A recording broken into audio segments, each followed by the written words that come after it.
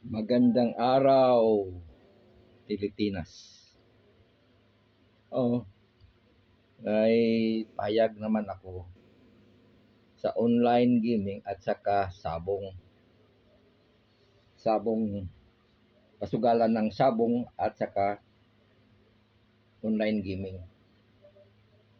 Wala talaga kayong tsansa o pag-asa na mananalo sa online gaming dahil nakaprogram na yan. Iba yan sa sabong na pagpilian mo ang dalawang manok, no? May malaki talagang pag-asa na manalo kayo sa sabong.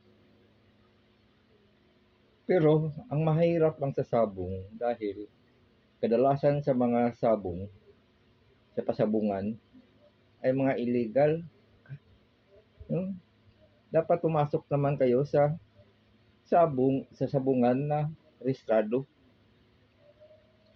na may mapupunta sa natak sa kaban ng bayan.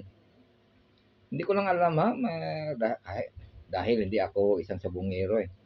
Hindi ko lang alam kung may mga legal na pasabungan. Sa totoo lang, hindi ko talaga alam.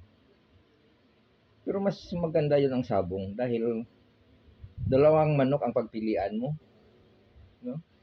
Siyempre, sa dalawang manok talaga may isa dyan sa kanila ang manalo. Ang isa naman ay matalo.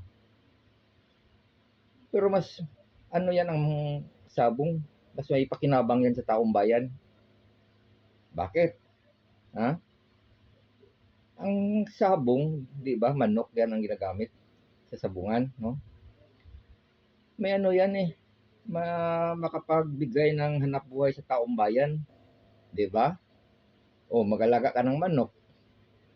Kapag yung mga magagandang manok, mag-alaga ka na may mga bloodline na matataas, yung katawag na dirasa, no? Yung mga dirasa, siyempre may ano yan eh, may halaga yan eh.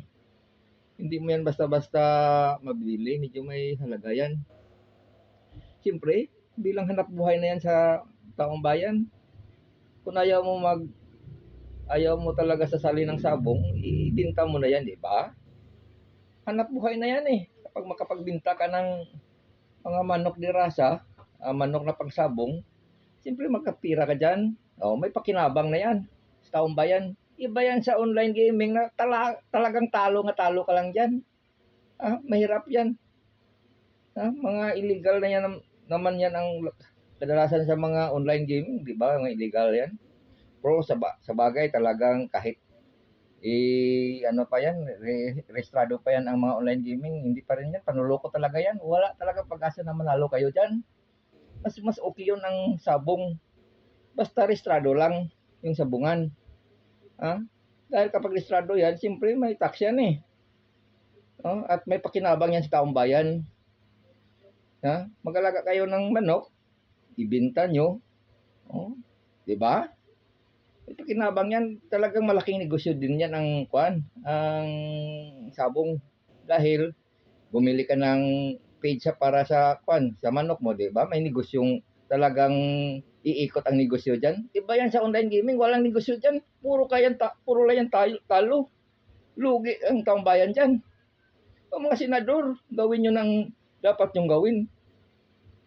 Di ba may mga intel man ang gobyerno? Di ba? Bakit hindi nyo gagamitin para mapatigil yan ang online gaming? Dapat gawin nyo yan.